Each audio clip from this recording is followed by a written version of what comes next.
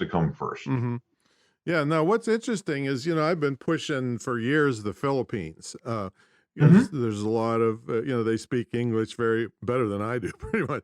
And and Yeah. but you have a little different bent on that. Tell them about the way you choose a person. Yeah, definitely. Actually, my employees, I have one in England, one in Macedonia, and one in I'm sorry, I did have one in Serbia, but there's been a lot of unrest in Serbia, and she actually had to leave the country because Oh, of everything that was going on there. So I just hired another person that is in India. So I've got a person from India now. I have nobody from the Philippines right now, but I don't hire based on where they are.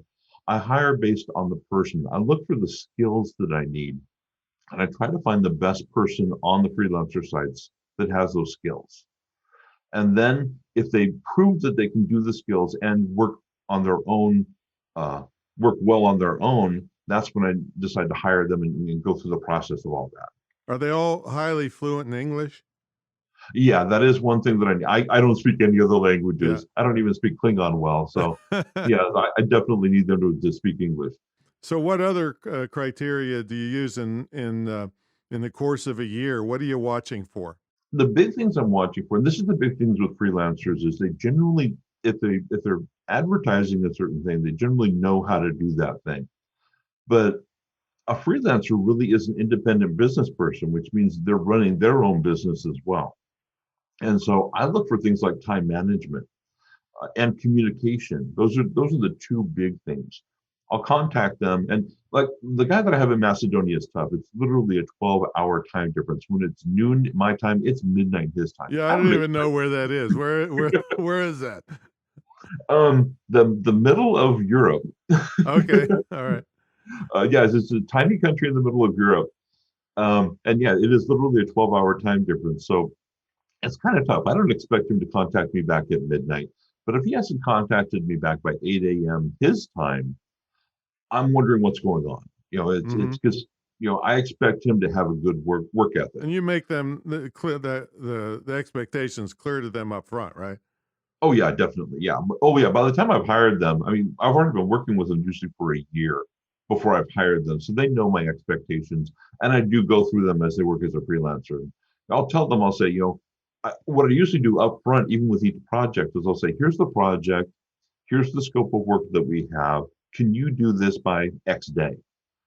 And they'll either tell me yes or no, or my main web designer now, I love him. He just says, well, here you go, it's done. So he's really good. I'm really I got very lucky in finding him, and that's what I look for. But it's not easy either. I mean, working with remote people, I've probably gone through, I'll say, 40 web designers, and I used to be a designer myself, so maybe I'm more picky than some other people might be. I stopped doing the web design when WordPress got more popular, simply because there's other younger people that know WordPress better than I do. Mm-hmm. And yeah, it's probably been 40 people that I've gone through to find one really good one. But that's the positive of having freelancers is when I hire them, the money I pay them goes into an escrow account. So they know it's there, but they don't get to touch it until I approve what they've done. Mm-hmm. And so it gives them an incentive. And so if they don't have a great work ethic and they're still not doing a great job, even though they know the money's there, then I know it's someone I'm not actually going to hire. Exactly. Yeah. Now, are you setting up the escrow, or is it through one of the sites? I used to do it myself, but that was actually a lot more expensive. It's less expensive to do it through one of the sites now. Mm-hmm. I think I would tell the people, even if we bomb your country, you better get in touch with me by 8 a.m. Yeah, exactly.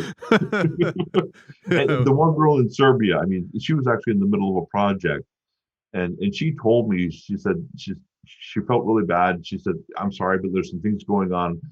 We may need to leave." And then unfortunately she just disappeared. Oh, So I'm pretty Jesus. sure that she got into a refugee camp. Let's hope she did. But Oh, my things goodness. like that I understand, and I feel really bad for her, and I'm really hoping she'll contact me someday. But but other than that, Yeah, yeah, I right. expect them to contact me right away. So I shouldn't be laughing about Yeah. that's bad. But so So it really takes you a year to figure out if somebody is going to be okay or not? Well, it's